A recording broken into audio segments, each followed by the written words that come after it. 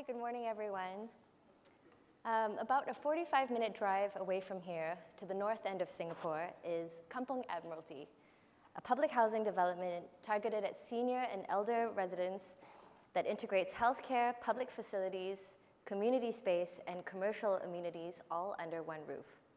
Designed by the Singapore-based architecture firm WOHA, Kampung Admiralty was awarded the title of World Building of the Year at the 2018 World Architecture Festival, beating out a World Cup stadium, a library, and a major bus station in the process. With us here today to tell us all about the project is Mr. Yap Chin Beng, the Senior Advisor of Estate and Commerce at the Housing Development Board, Singapore's public housing authority responsible for housing over 80% of Singapore's population. Until July 2017, Mr. Yap was HDB's Deputy CEO, overseeing everything from public housing policies and special programs to the supply of new housing units, corporate strategy, and community bonding. Also joining us is Chee, who's a director at WOHA, and Pearl leads the firm's teams in design execution and contract implementation. WOHA's projects are known for its environmental policies and principles and its commitment to sustainable architecture. From residential towers to educational institutions, hotels, and luxury resorts, the firm has amassed projects all across Southeast Asia, China, Singapore, and Australia. Thank you both for being with us here today. Thank you. Let me just try and use this. Okay. Kampung Admiralty tackles the universal issue of providing housing for a swiftly growing aging population. Chin Beng, was this the driving force for the project? Yes. But let me first explain what's Kampung Admiralty. Great. The word Kampung is a local language. It's actually Malay. It means village. And Admiralty is because the area used to be a naval base, and that's why it's called Admiralty. And that's how we call the project Kampung Admiralty. Yes. In Kampung Admiralty, we provided over 100 units of affordable studio apartments for the elderly. And to qualify for this, the eligibility conditions are very simple. You just need to be at least 55 years old, and the household income is not more than $12,000 Singapore dollars per month. And the units there, we adopt this universal design, barrier-free accessibility, elderly-friendly features, sleep-resistant tiles, and kitchen cabinets pre-fitted with induction hobs. But we are not just providing shelters over their heads. We wanted to create a holistic environment for active aging and aging in place, and as well as for community bonding. And that sort of led to creating this idea of an integrated complex. Yeah, yes, that's correct. Now, I think if you can see on the next slide, the red square is where the project is, and it is just located next to the Admiralty MRT station. And in fact, actually, it's also next to a project what we call Admiralty Place, which is a neighborhood center serving the neighborhood in this area. Now, in view of these strategic locations, we wanted to optimize the land use by bringing on board, other than elderly housing, also medical facilities, elder care services, childcare services, food center, and as well as a supermarket, all under one roof, so that the seniors residents living there, they will be able to have easy access to all the various social and medical services just at their doorstep. And this will encourage them to lead an independent and active lifestyle. And design has become a very visible aspect of some of the Housing Development Board's recent developments. Yes. Pinnacle at Duxton is another example that is very recognizable. How can design enhance a housing development? Oh, well, I would say that there are both push and pull factors. HDB is part of this Ministry for National Development. And one of the missions for my ministry is that we want to create an enduring home. and a sustainable living environment. And therefore, design plays a very important part to create this livable environment for our residents. But at the same time, there's also a push factor.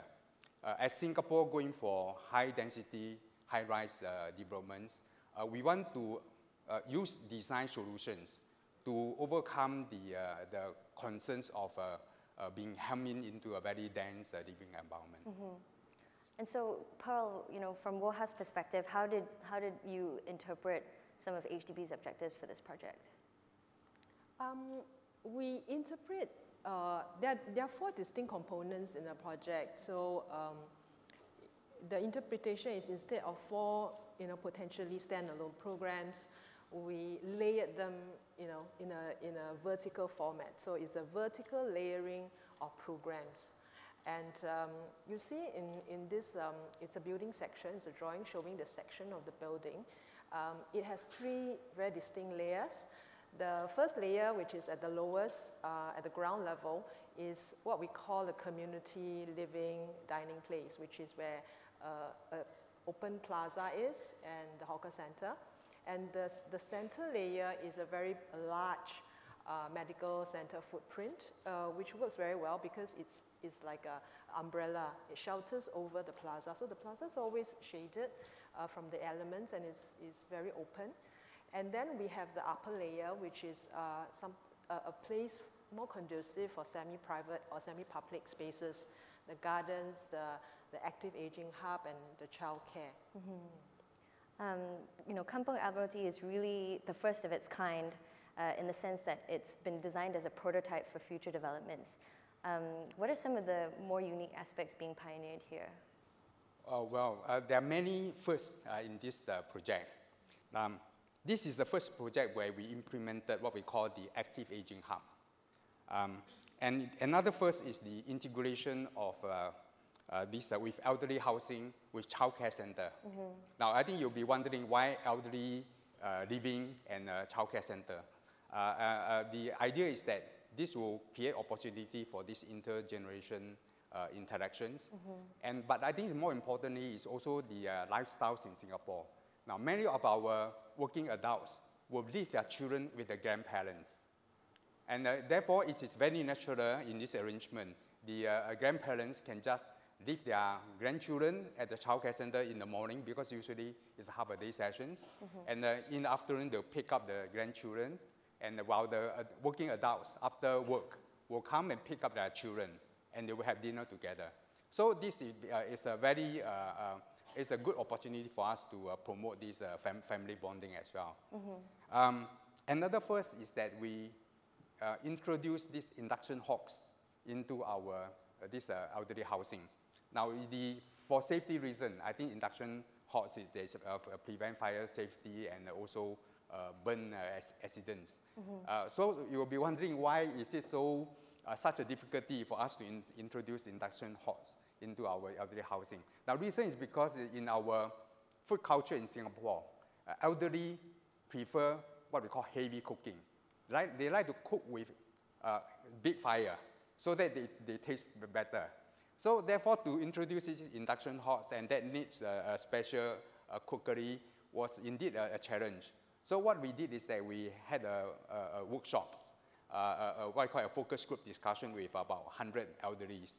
And we invited someone to demonstrate to them how they can use induction hogs for cooking. And after that, try out the food, and they found that, hey, the food are actually quite nice. So then at the end of that, we did a survey, and close to 2/3 of the elderly said yes, they would want to give it a try. So with that survey results, we introduced induction hogs in this project. And hands-on, all our elderly housing will come with induction hogs. And what are some of the activities being offered at the Active Aging Hub? The Active Aging Hub, we do have, it opens daily. And the elderly, many elderly, in fact, make use of this Active Aging Hub as if they're clubhouse. They go there very regularly because there are activities throughout the day. They can participate in art and crafts activities, singing, dancing, and they're also cooking demonstrations where they do what we call the program called Share a Pot. In other words, the supermarket will provide the groceries which are free. And as well as this harvesting from the community garden from the rooftop. And they cook, they will demonstrate to them how to cook a healthy meal with healthy ingredients. And then they share the food there. Now, plus also because the Active Aging Hub is just situated next to the childcare center, we do have these intergenerational bonding programs where the children and the elderly will play games together. You know, that rooftop garden and community aspect, you know, all the landscaping is such a distinctive part of this project. But it's not just about looking good, right, Pearl? Tell us why, you know, creating all that green space was so important for this. We think embracing landscape brings a lot of benefits. Benefits of able to look into greeneries and also get close up to the greeneries. So we want to leverage on this biophilic effect of landscape. Yes, as you said, it's not just to look good, but we make all the garden spaces accessible for even wheelchair users, so they are all barrier-free. And the accessibility also make it very easy to maintain the greeneries. Because there are other good things that a landscape roof can do because it reduces the thermal load to the building. So these are some of the things that we want to kind of, in this very urban, very kind of dense, high density area, landscape replacement certainly will replace the green that we lost through development. And the location of the green space is also acting as a sound barrier of some sort, right? Yes, actually, this terracing landscape, it's kind of just between, it's in front of the train station. So it shielded the train noise away from the apartments, because the apartments are all naturally ventilated, all our public spaces are naturally ventilated. So yeah, there could be a noise issue, but this terracing sort of helped as a sound barrier. Yes, I think this picture is taken probably from a unit, a housing unit, at probably around 8-story high, I think. And when you look out, it's actually in front of them, it's as if it is a hill.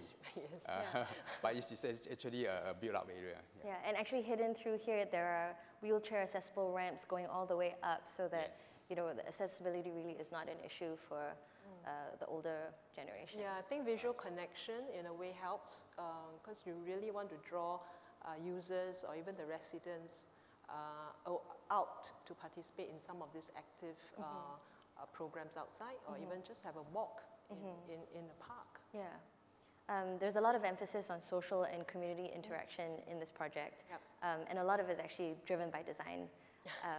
Pearl, can you tell us a little bit about how, you know, co-locating some of the facilities has helped do that? There are a series of different scaled social spaces that we try to create throughout the building. Also, we tried to study it's really based on pedestrian patterns. It really, social interaction can only happen when we make it a very routine thing. You know, in your coming in and going out, you meet your neighbors, you meet other users of the buildings, and so really we intentionally plan these social spaces that they are interconnected and throughout the building, and always maintaining some visual connection. Yeah, so that's how we worked it out. And there are, you know, all these facilities like a 3-generational playground that you see here on the top right corner. Yes. Yeah, I think it's great that it has different kinds of spaces that people can enjoy. Either they have this big plaza space that they can really host a lot of people doing exercise together or community events, but down to, you know, playgrounds, exercise machine, and very intimate space where students actually they hang out. You know, people hang out there, just have a chit chat or just to enjoy the outdoors. Yeah. I just want to add that for these integrated projects, because we are bringing many agencies on board, and that because of a small footprint, and we have to stack up the facilities. Now the question is that then who get the ground floor space? Because this is everyone will want to fight for the ground floor space because this is the most visible place and most accessible. So I think it is WOHA came out with a good design that help us to overcome some of these constraints.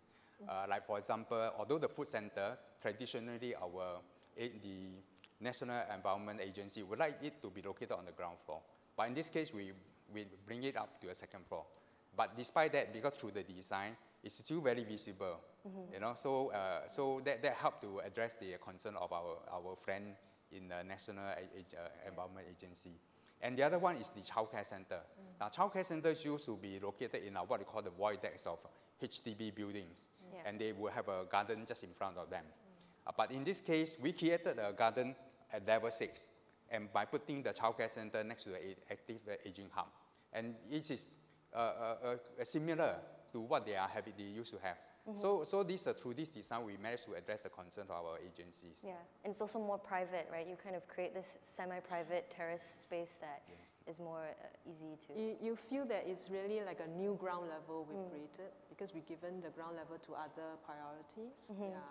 But in the building, you can create a new level where people feel just the same as, you know, being on the ground. And a lot of the design is supported by a generous amount of specially created programming that also supports its use.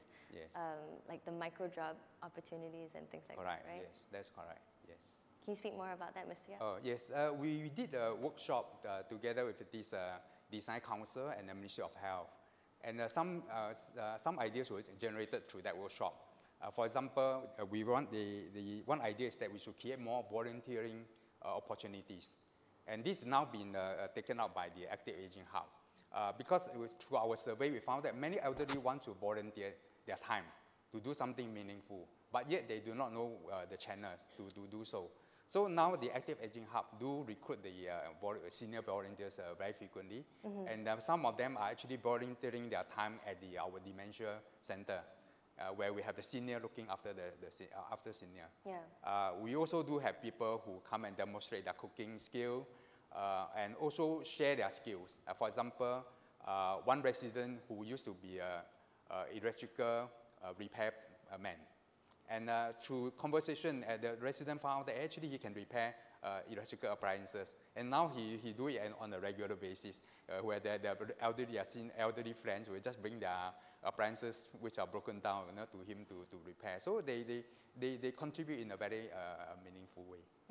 I think at this point it's also important to emphasize that, you know, all the services and programs at Kampung Admiralty aren't just isolated to the residents of that building. It actually serves the larger Woodlands neighborhood, and, you know, all the community spaces and all the amenities, gardens, everything is open to the public.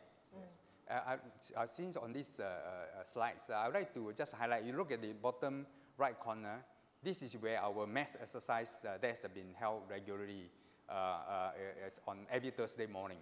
And now the participations, the number of participants is now between 200 to 300. I would say that this is one of the most successful programs we have. I think partly it's because of location, because the community plaza is located at very strategic points where residents going to and fro this MRT station will pass by this area. And when they see a big group of people doing mass exercise there, they naturally want to join in. So the group expanded very quickly, from initially just about 30 people to now 200 to 300 people. But I think it's just that you also notice from the picture that most of the participants are ladies. Well, I do not know exactly the reason, because although many of them are housewives or retirees, but we do see their men staying around, but just somehow they do not join in. I'm not sure whether because they are shy. Women are just more sociable, maybe. I think at this point, I welcome any questions from the audience. Any questions about Kampung Admiralty? Anyone? Doesn't matter, I still have some more. What do you think, you know, Kampung Admiralty has been completed over 2 years ago now. Are there any learning points that, you know, you take away from? It was completed in May 2017. It's coming to 2 years. Yes, we did what we call a post-implementation review to see how well the project has achieved its objectives.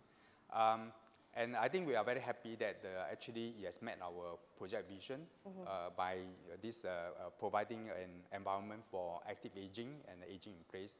and as well as promoting community bonding. But we do have some learning points as well. For example, this project is come by because it's rather opportunistic. It happens that we wanted to develop this site, and then we came out with the idea of having this integration of facilities. But the site, the footprint is rather small. And as a result of that, we have only slightly more than 100 units of elderly housing. Now, ideally, to capitalize on the facilities provided, we should have at least 300 units or even more.